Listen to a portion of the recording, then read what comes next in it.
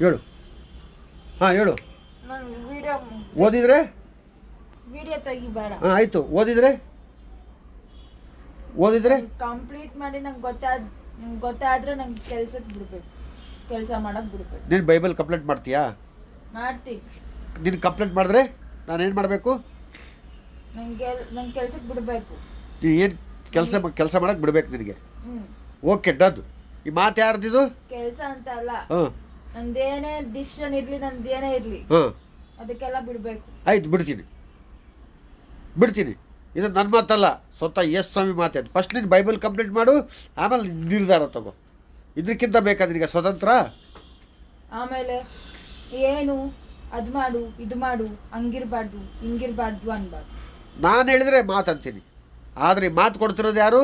ಯೇಸು ಸ್ವಾಮಿ. ಯೇಸು ಸ್ವಾಮಿ ಅವಾಗ ಹಂಗಾರೋದು ಇವಾಗ ಅಂದಿದ್ದು ಆ ಬೈಬಲಲ್ಲೇ ಇಲ್ಲ. ಹಂಗಾಗಿ ನಾನು ಆ ಮಾತಾಡೋದಿಲ್ಲ. ಯಾಕಂದರೆ ಯೇಸು ಸ್ವಾಮಿ ಮಾತುಗಳನ್ನ ಫಾಲೋ ಮಾಡ್ತೀನಿ. ನಾನು ಹೇಳಿದಲ್ಲ, ಇನ್ನೊಬ್ಬರ ಥರ ನನ್ನನ್ನು ಜೋಡಿಸ್ಬೇಡ ಅಂತ. ಇನ್ನೊಬ್ಬರ ಥರ ನಾನಿಲ್ಲ. ಯೇಸು ಸ್ವಾಮಿ ಹೆಂಗಿದ್ದಾನೆ ಹಂಗೆ ಇದ್ದೀನಿ ನಾನು. ನೀನು ಆ ಕೆಲಸ ಮಾಡ್ತೀನಿ ಅಂದರೆ ಇನ್ನೇನು ಬೇಕು ನನಗೆ? ನೀನು ಕೆಟ್ಟವಳಾದ್ರೇನು ಒಳ್ಳೆಯವಳಾದ್ರೇನು ನನಗೇನು? ನೀನು ಯೇಸು ಸ್ವಾಮಿ ಹತ್ರ ಇದ್ಕೊಂಡು ಬದುಕ್ತೀನಿ ಅಂದರೆ ಇದಕ್ಕಿಂತ ಖುಷಿ ನನಗೇನು ಬೇಕು ಅಲ್ವಾ? ಕಂಪ್ಲೇಂಟ್ ಮಾಡು.